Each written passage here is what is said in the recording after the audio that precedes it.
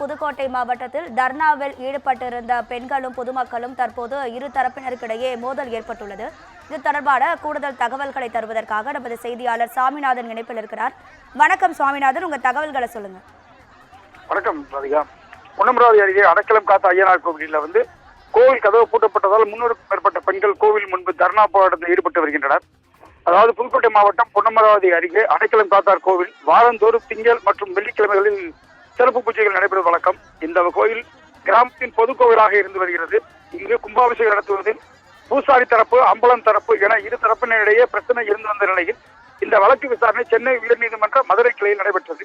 இதையடுத்து மதுரை உயர்நீதிமன்ற உத்தரவுப்படி கடந்த நவம்பர் 14ஆம் தேதி 100க்கும் மேற்பட்ட காவல்துறையினர் பாதுகாப்பு பணியில் ஈடுபட கோவில் கும்பாபிஷேகத்தை இந்து சமய அறநிலைத்துறையினர் நடத்தி வைத்தனர். அதனைத் தொடர்ந்து மண்டல பூஜைகள் நடைபெற்று வருகிறது. இந்நிலையில் இன்று வெள்ளிக்கிழமை என்பதால் 500க்கும் மேற்பட்ட பெண்கள், நபர்கள், பொதுமக்கள் கோவிலுக்கு சாமி கும்பிட சென்றுள்ளனர். இந்நிலையில கோவில் பூசாரியான அங்கதன் என்பவர் கோவிலை பூட்டியதாக கூறப்படுகிறது.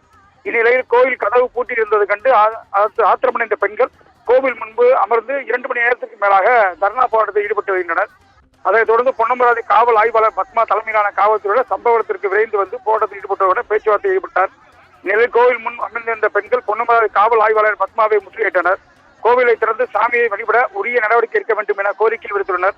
மேலும் கோவில் பூட்டியதால் பெண்கள் தொடர்ந்து தர்ணா போராட்டத்தில் ஈடுபட்டு வருகின்றனர். இதனால் பொன்னமராவதி சுற்றுவட்டார பகுதியில் பரபரப்பு ஏற்பட்டு வருகிறது. சாதிகா,